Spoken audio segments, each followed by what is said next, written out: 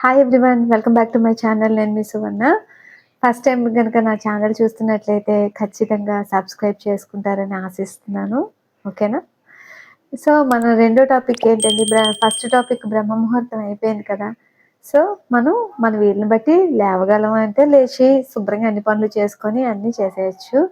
లేదు అంటే రెస్ట్ తీసుకోవచ్చండి. నా ఉద్దేశంలో మాత్రమే. నెక్స్ట్ సెకండ్ వన్ ఏంటంటే కల్లాపి. కల్లాపి జల్లి ముగ్గులు వేయడం అండి. అది ఖచ్చితంగా ముగ్గులనేది ఆడవాళ్ళ తాలూకా జన్మ హక్కు అన్నట్టుగా ఖచ్చితంగా అది మంచి అలవాటేనండి. అది ఎందుకు పెట్టారంటే మార్నింగ్ లేచి ఇప్పుడంటే అందరూ జిమ్‌లకి పరిగెడుతున్నారండి. టు బీ ఫ్రాంక్ ఇంట్లో పనంతా చేసుకొని కిందన కల్లాపి జల్లుకొని, సెల్లార్ ఊడ్చుకొని, అన్ని పనులు చేసుకుంటే మీకు ఎక్సర్‌సైజ్ చాలా అయిపోద్దండి. చెమటలు దారలు కడతాయన్నమాట. మామూలుగా కట్టవు. ఎందుకంటే వంగి తుడుస్తాము, నిలబడి పట్లవి తీస్తాము. నెక్స్ట్ మొక్కల సంరక్షణ అంతా చూస్తాం. అదంతా అయ్యేటప్పటికి నియర్లీ 2, 3 అవర్స్ పట్టేస్తదనమాట. సో, ఆ జిమ్‌కది ఎళ్ళే బదులు రోజు చేసుకోండి పర్వాలేదు. కల్లాపి జల్లుకొని ముగ్గు పెట్టుకోవచ్చు. వర్షాకాలంలో అవ్వదని అని చెప్పేసి అది వదిలేయండి. మామూలు రోజుల్లో పెట్టుకోండి. శుభ్రంగా ముగ్గులు పెట్టేసి మనకిప్పుడు యూట్యూబ్‌లో కూడా బోలెడు మంది ముగ్గులేసేస్తూ కనిపిస్తూ ఉంటారు. తెల్లవారినెళ్ళి ఇది ఊడ్చానది వాళ్ళేమైనా ఎక్సర్‌సైజ్‌లు చేస్తున్నారా? లేదు, చేయట్లేదు. సో, అదొక హెల్తీ ఇదండి. నెక్స్ట్ దాన్ని ఎందువల్ల ముందుకి స్ట్రెచ్ అవుతాము, లేస్తాము, తుడుస్తాము, మజిల్ ఎక్సర్‌సైజ్ అన్నీ అవుతాయన్నమాట. అన్నీ అవుతాయి. మెట్లు తుడవటం అని, మొత్తం అంతా ఇల్లు గుమ్మాలు తుడుచుకోవటం అంతా కూడా ఒక పెద్ద వర్కేనండి. మంచి వర్కే అది. సో, ఎక్సర్‌సైజ్ అనేది ప్రత్యేకంగా వేళకి వేలు తగలబెట్టేసుకొని ఎళ్ళక్కర్లేదు. ప్రస్తుతం అయితే అందరూ ఎదుర్కొంటున్న పెద్ద సమస్య ఏంటంటేనండి మోకాళ్ళ నొప్పులండి.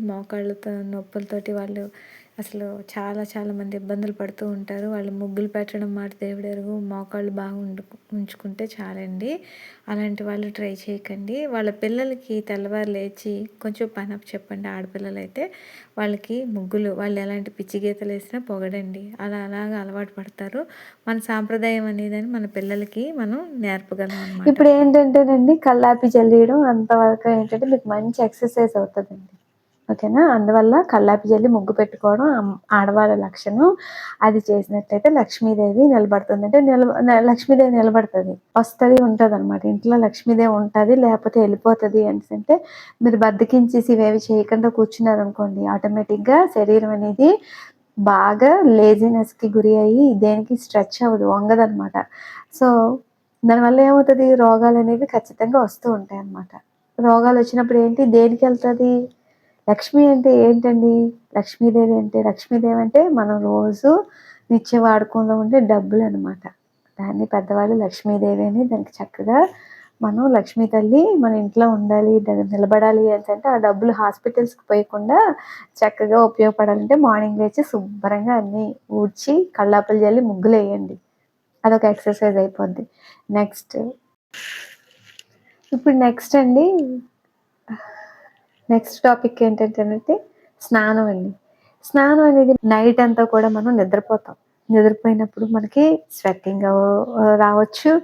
అట్ ద సేమ్ టైమ్ బ్యాక్టీరియాని మంచాల మీద, ఆట్లి మీద ఉండే ధూళి కణాలు, దుమ్ము కణాలు అన్నీ కూడా మన బాడీకి అంటుకుంటాయన్నమాట. రోజు వీక్లీ ఒక ట్వైస్ ఉతుకుతామనుకోండి. ఎంత ఉతికినా సరే దాని మీద దుమ్ము కణాలు, ధూళి కణాలు అనేవి ఖచ్చితంగా ఉంటాయి కదా!